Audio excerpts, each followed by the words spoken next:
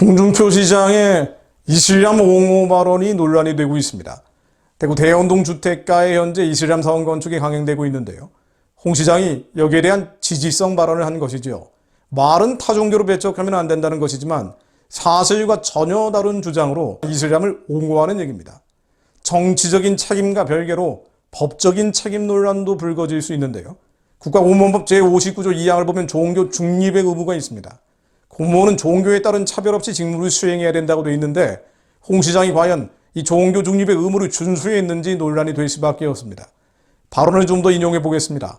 홍 시장은 27일 자신의 SNS를 통해서 오늘은 석가탄신일이라면서 종교 평등의 가치를 구현하기 위해 올해부터 대체 공휴일도 시행한다. 내 종교가 존중받기를 원한다면 타 종교도 배척하지 말아야 한다.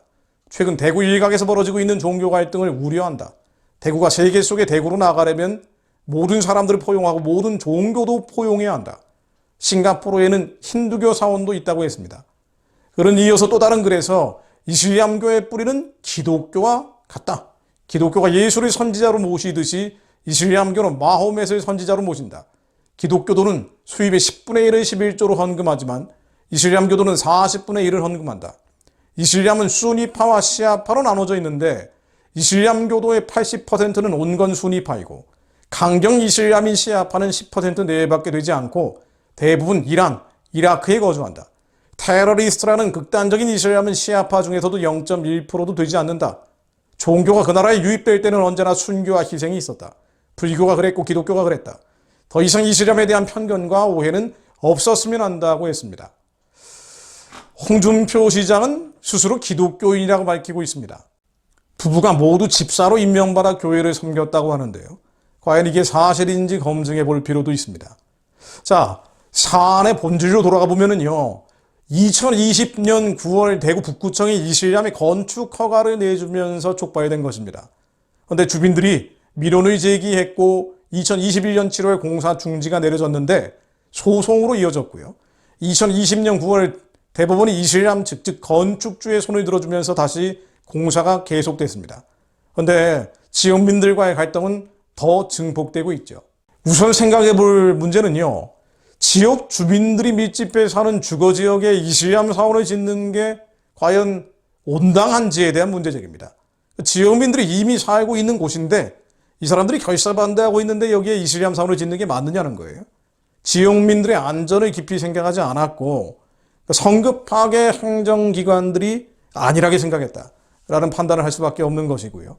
법원은 속단을 했고 국가인권위원회라든가 이 좌편향 이데올로기에 잡혀있는 기구들이 공사를 속개하라고 촉구하는 등 여러 가지 이념이 복합적으로 얽힌 사안이라고 볼 수 있습니다. 자, 그런데 홍준표 시장의 발언은 더 심각한 문제성을 가지고 있습니다. 우선 이슬람의 뿌리는 기독교와 같다. 구약에서는 같고 신약부터 달라진다고 했는데요. 이거 정말 무지한 얘기죠.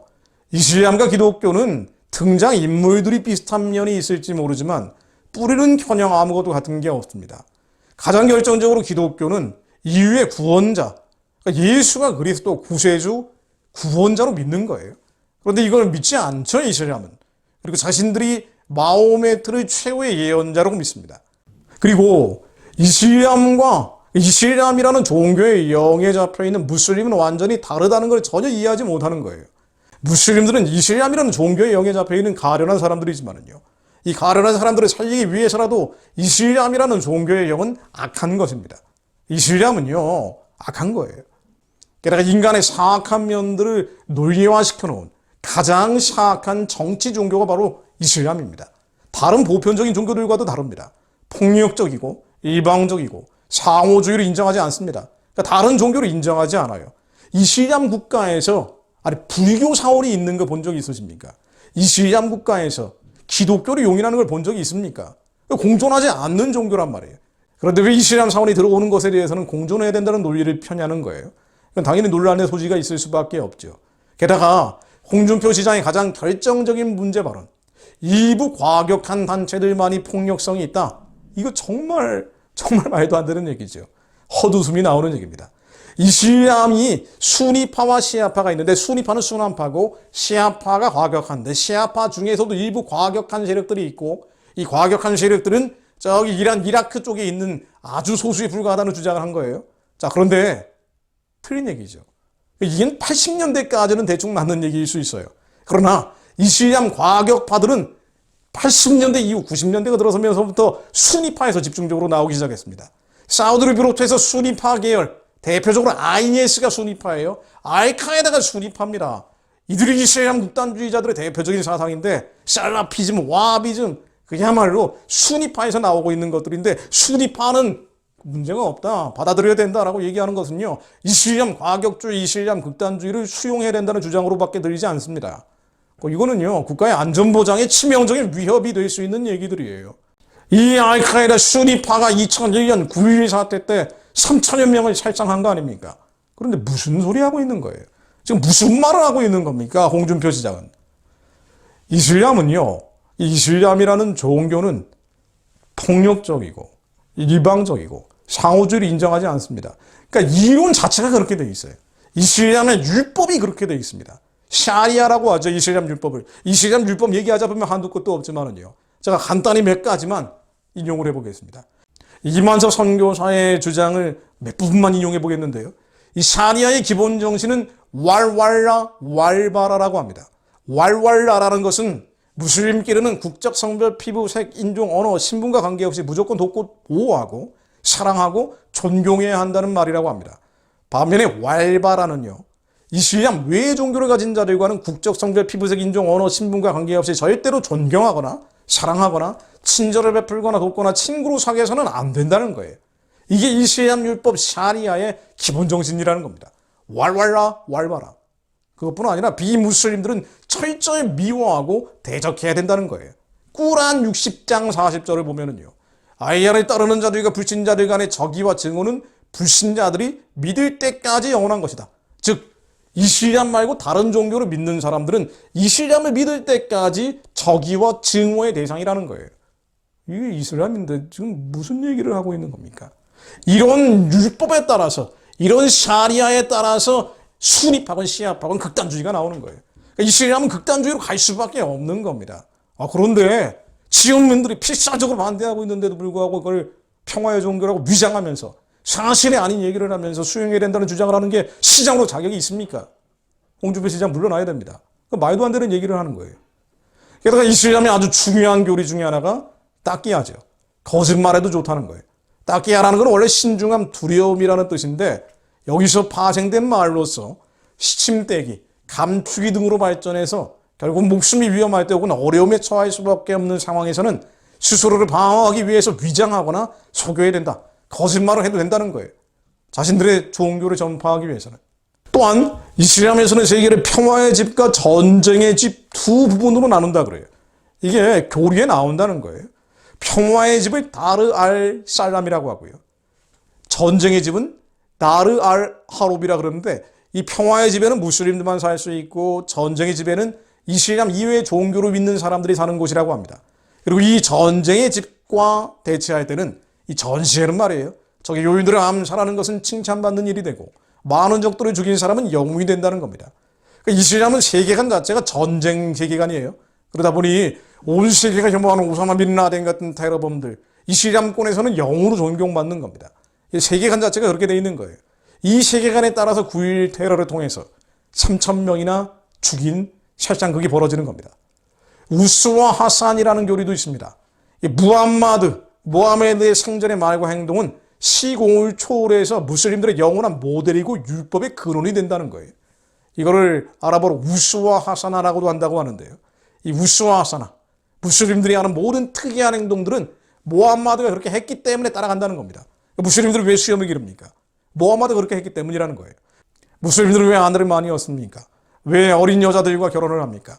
왜 하루에 5번씩 기도를 할 때 반드시 손발을 특별한 방법으로 씻습니까? 이 모든 게 7세기 때 무하마드가 그렇게 했기 때문이라는 거예요. 21세기에 사는 무슬림들도 그렇게 해야 된다는 겁니다. 이것뿐 아니죠. 따크피르라는 교리도 있습니다. 배교자는 죽이라는 겁니다. 결론입니다.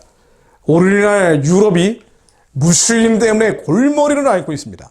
다문화주의라는 건 사실상 실패했습니다.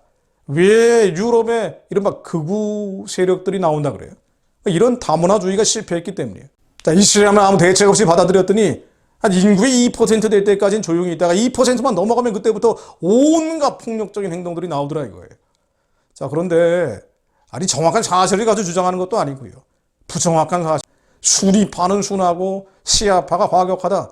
이런 잘못된 팩트에 근거해서 이슬람을 평화의 종교인 것처럼 분식하는 것은 정말 지적받아야 될 일입니다. 정치적으로 책임을 져야 될 일입니다. 이 실패한 외국인 정책을 홍준표 시장이 대구에 실험하겠다는 거예요. 자, 대구시장 홍준표 씨는 이런 발언에 대해서 이런 위험한 발언, 국민의 안전에 치명적 위해가 갈 수 있는 발언에 대해서 사과해야 됩니다. 만약 사과하지 않으면 시장에서 물러나는 것이 맞습니다. 헌법 제7조 1항 공무원은 국민 전체에 대한 봉사자이며 국민에 대하여 책임을 진다. 이게 국민에 대해 책임지는 모습입니까? 국가공무원법 56조 모든 공무원 법령을 준수하며 성실히 직무를 수행해야 한다. 이게 성실히 직무를 수행하는 겁니까? 59조 친절 공정의 의무 공무원은 국민 전체의 봉사자로서 친절하고 공정하게 직무를 수행해야 한다. 이게 공정하게 직무를 수행하는 겁니까? 59조 2 공무원은 종교에 따른 차별 없이 직무를 수행해야 된다. 종교에 따른 차별성을 가지고 직무를 수행하는 것은 위법입니다. 하나님 말씀을 읽고 기도하고 마무리합니다. 요한복음 8장 44절로 너희는 너희 아비 마귀에게서 났으니 너희 아비의 욕심대로 너희도 행하고자 하느니라. 그런 처음부터 살인한 자여 진리가 그 속에 없으므로 진리에 서지 못하고 거짓을 말할 때마다 제 것으로 말하나니 이는 그가 거짓말장이요 거짓의 아비가 되었습니다. 하나님, 이슬람이라는 거짓의 종교가 한국 교회를 위협하고 있고 한국민 전체를 위험한 상황으로 몰아가지 못하도록 하나님께서 성령의 불성각을 대한민국에 둘러진쳐 주시며 잘못된 지식과 정보로 이슬람을 옹호하는 일이 없도록 하나님께서 지혜와 계시의 신으로 공직자들에게 임하여 주시어 무엇이 선인지 악인지 분간하게 하시며 특별히 한국의 교회들이 이 세상의 참과 거짓을 분간하게 하시어 하나님의 선하고 기쁘고 온전하신 뜻을 분별하여 알며 그것이 하늘에서처럼 한마음도 저녁에 이루어질 수 있도록 기름 부어 주옵소서. 대구에서 진행되고 있는 이슬람 사원 건축에 하나님께서 개입하여 주시어 주님의 선한 뜻이 드러나게 하사 무효화되게 하시며 대구시가 온갖 세상 종교로 혼탁된 바알의 세단이 되는 것이 아니라 하나님의 거룩한 성스러운 도시로 회복될 수 있도록 주님께서 역사해 주옵소서. 예수 그리스도 이름으로 기도드립니다. 아멘.